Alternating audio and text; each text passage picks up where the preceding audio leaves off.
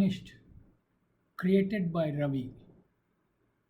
Chapter 2 The Discovery. The years after Louis' disappearance were tormenting, tumultuous, and, if I may add for myself, enlightening. Louis got his nickname after we, along with a few friends, had seen the Disney version of The Jungle Book. That was long years ago, when we were still young. The animated movie featured a monkey called Louis, the Monkey King, who loved bananas. Shrikant loved bananas too. One of our friends then started calling him Louis, and thereafter the name stuck. Louis' disappearance perplexed everyone. His son and daughter, both married and settled abroad, waited for a month or so and then flew to India to stand by their mother. Some of his relatives turned up too, and soon his house had become a camp. Shreya was devastated. They had been married for 30 years, and their marriage seemed to be perfect. She kept saying that Shrikant gave her no reason to grumble or grudge, and that he was near perfect husband. Those who knew him vouched for his character. He was not one of those wayward husbands who indulged in clandestine affairs with other women. His children loved him most, and they could just not believe that their father would do something so drastic. Speculation was rife. Theories about his vanishment abounded. The first thought was that he had met with an accident and was in some hospital. This was teamed up to comb virtually every hospital in the town. The police too did their search and came up with nothing. The second theory was that he had been waylaid, killed, and dumped in the sea. Some of us had connections with the police at the higher levels, and they pulled strings to ensure that they followed every possible lead diligently. One senior police officer suggested that we hire the services of a reputed investigation agency to trace Shrikant. After much deliberations, we hired the best possible investigators. This agency assigned the case to one of its best investigators, one Chandrakant Trimbakat. This man was considered to be the Sherlock Holmes of India. He had solved some very complex cases, the police department acknowledged. The investigations went on for almost a year before Chandrakant returned his report, saying that he could not trace Srikant. He had hunted for him everywhere and had worked even with the underworld, which was apparently more equipped than the police. He had activated every single informant he knew, apart from those loyal to the police. No results. Srikant had vanished without a trace. Airports, seaports, railway stations, taxi operators, bus operators, every single exit route was checked. Nobody had seen him. The third theory on his disappearance was that he was kidnapped, but as there was no ransom call, this theory was discarded. The last of the theories was that he had voluntarily chosen to disappear. Hindus believe that there are four stages in our lives. The first stage is brahmacharya or student life. The second is the grahastha ashram or the married life. The third stage, vanaprastha or the retired life. And finally, there is sannyasa or the renounced life. Many of us believe that Louis had renounced his material life for a spiritual one. There are instances where completely satisfied and rich people just give up everything and lead the life of an ascetic. Some choose to go to the Himalayas and become sannyasis. Others find a spiritual guru and join his or her ashram. This theory appealed to the majority. more so because other theories had been proved wrong. I never got the impression that Louis was religious to the extent of being allured by sannyasa. He was God fearing, just like all of us. He did believe in visiting temples, doing puja, and other routine forms of worship that an average Hindu would do. His children did not subscribe to this theory, but nevertheless, we asked the agency to probe this angle too. All known godmen were contacted and their ashrams searched across the country, but in the end, there was nothing to report. We soon ran out of theories. The visiting relatives left, and so did the children, though reluctantly. They wanted Shreya to accompany them, afraid that leaving her alone would compound her misery and maybe drive her to sickness and depression. Shreya refused, saying that she would rather wait for her husband than going far away from him. I assured the children that we would take her. I live nearby with my family, and my wife Mandira would be with Shreya as long as necessary. Once the investigations were over, there was a lull in the case, and we did not know what to do. Shreya was yet to get over the shock of Louis' disappearance.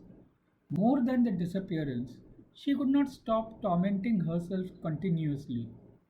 Where did he go? What was he doing now? Why did he disappear? Was he alive or dead? What was rankling was the fact that Louis had betrayed her trust, left her alone with these question marks. Question marks that pricked like daggers into her. She could live with a dead husband, but how could she spend her life with someone who was neither dead nor alive? I could understand her predicament, but could not in any constructive way. I advised her to visit a counselor or a psychiatrist who could help her deal with her tensions. It was around this time that I discovered the diaries. I found them on my bookshelf at my home, cleverly hidden behind the rows of books. They were Srikant's personal diaries, and there were three of them. How he put them there, I do not know. When he did it, I cannot say. As to why he kept them on my bookshelf, there was a partial answer, a brief handwritten note. The note was cryptic and hardly said anything about the contents of the diaries. It was handwritten all in capitals. My dearest friend, I am leaving these diaries with you in the hope that you will not share the contents with anybody, not even Shreya. Louis. I did not know what to make of the note. The fact that it was written in capital letters created doubts in my mind as to whether it was written by my dear friend or not. What was there in the pages of the diaries that he felt could not be shared even with his life partner? Was there any connection between these diaries and his disappearance? The timing of the discovery could not have been worse for me. Everyone was searching for answers and the lost man. The investigation agency was conducting a nationwide search without yet coming up with any worthwhile clue. The family was desperate to find something to raise their flagging hopes. What do I do now? If they had any positive explanation for his disappearance or provided information on his whereabouts, it would only be justified that I must hand them over to the authorities. My friend did not want me to share the diaries with anybody, and I would be guilty of breaching the trust that he had placed in me. What was right? Helping find a lost man or honoring his request? I could not bring myself to read the diaries until my inner conflict was resolved. At the same time, I was burning with curiosity to see what was inside them, eager to know why Louis vanished, and burning with excitement at what kind of explosive content they contained. I dreaded to look at them. sitting calmly on my bookshelf. They seemed to be laughing at me, mocking my state of indecision, challenging and start reading. I lost sleep and appetite, and my wife noticed it and expressed her concern. I told her that I was worried about Shreya and her children and how they must be going on with their lives despite such a catastrophic event. I hid the diaries away from my sight so that I do not give in to my urge to read them. I was battling with the situation in my mind. Weeks passed by and I would not go near the diaries. Then it struck me that I could perhaps read them and then decide whether to share the information with Shreya and the authorities. It seemed fair that my primary responsibility was now with the devastated family rather than with my friend. I no longer felt guilty that I would be breaching my friend's trust. He had said in the note that he hoped that I would not share the diaries with anybody. It was not a request or a direction, it was an appeal. Again, I had never given my word to him that I will keep his secrets, so I would not be breaking any promise. This line of thought gave me mysterious contents of the diaries. As I plunged into the handwritten pages, I could see a new Srikant emerge, one that I had no knowledge about. It was like a stranger materializing out of Louis we knew. Even in my wildest dreams, I could never imagine the new Louis. No, this was not Louis. This was Srikant Sharma. What I read shook me with a violence that surprised me. Even after I read the damned diaries, I was shaking with fear and tension. Fear because the story I had just finished reading blew my mind. It was like a thriller movie that we often watch in the theaters. Tension because the story did not end as I was hoping. I had hoped that the diaries would reveal the mystery behind his disappearance and provide valuable clues that would help in tracing his whereabouts. There was nothing in the diaries to indicate where he went. A number of confusing possibilities did suggest as to why he went. I did not get any information about what actually happened to him, but my fears about his death grew. The one thing I could concede was that he was probably murdered after he vanished. He knew that he would be hunted down, and maybe this drove him to do the disappearing act. Maybe he thought that he had the chance to escape and live. Maybe he wanted his family to be safe and therefore left without telling anyone. My mind was exploding with dreadful possibilities. Could the family still be in some kind of danger? Should I go straight away to the police with these diaries? If I do, the truth about Srikant Sharma will be out, and that could be more devastating to the family than his disappearance or death.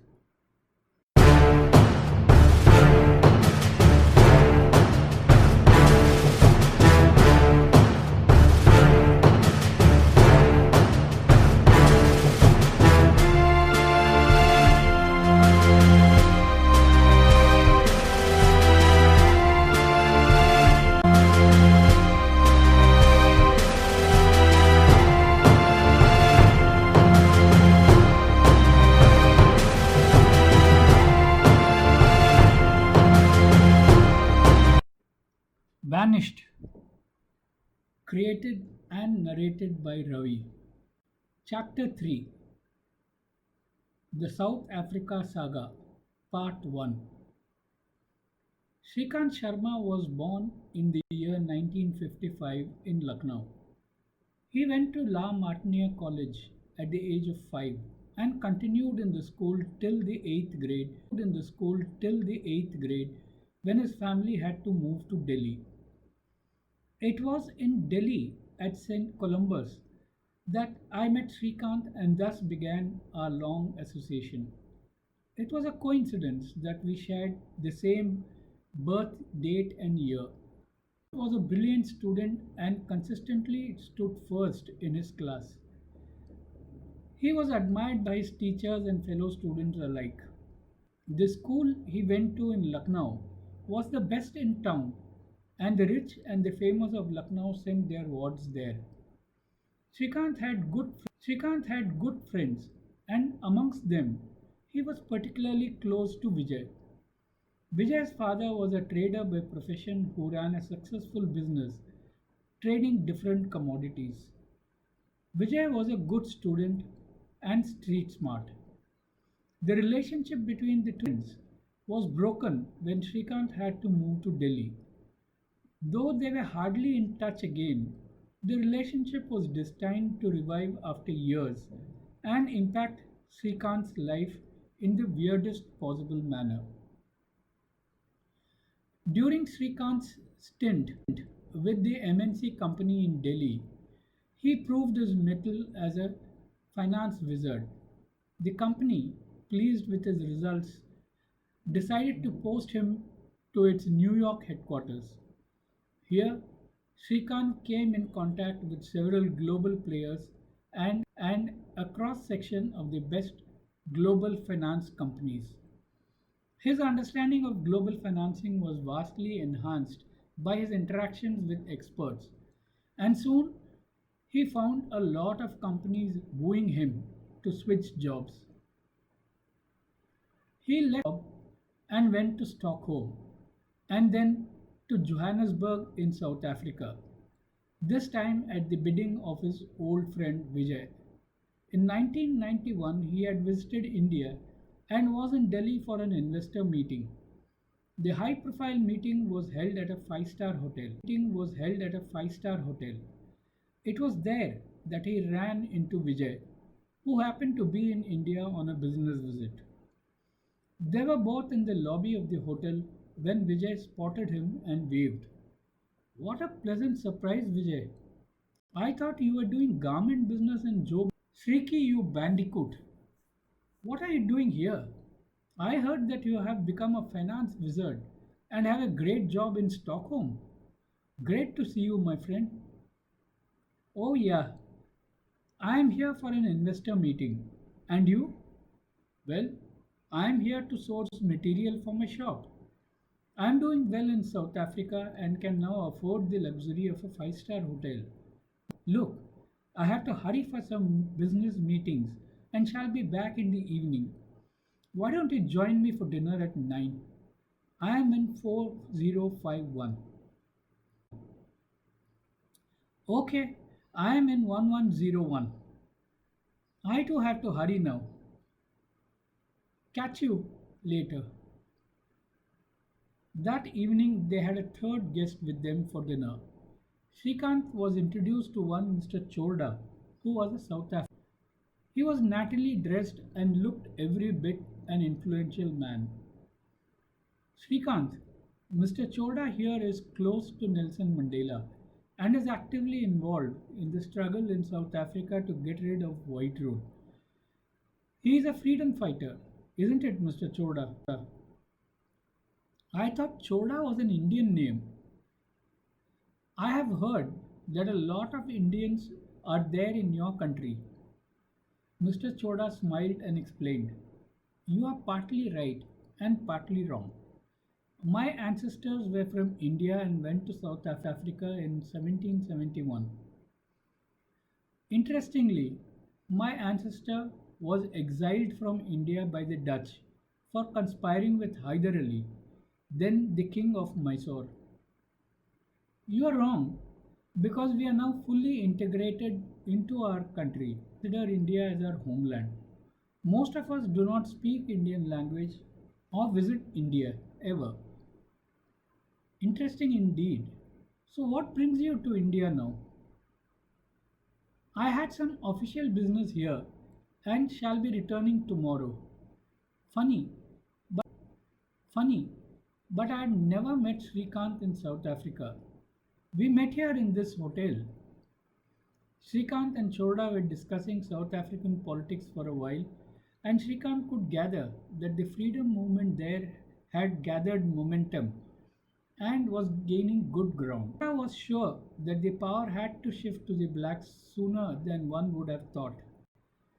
Srikant was also telling Chorda about his elder brother Ajay and how he had set up a very successful business in Russia. Chorda then rose to leave. Sorry, but I have an early morning flight to catch. Hope you will excuse me. He then left, only to return, looking worried. Vijay, I had ordered some shirts which were supposed to be delivered by the tailor here at the hotel. He just called me to say that they can be delivered and I won't be there to collect them. Don't worry, Mr. Choda. I'll collect them from the tailor and bring them to South Africa. Just give me his phone number. After he left, Louis and Vijay chatted for a long time, recalling their days in Lucknow. His father was ailing, and all the three brothers were overseas. Ajay in Russia and Rakesh in China. Both of them were doing well. Are you safe in South Africa? What with all the violence and civil war? Oh, it's safe for us there. The fight is between the blacks and the whites, not with us. You know, this is going to bring big business opportunities for me, and I am already preparing for it.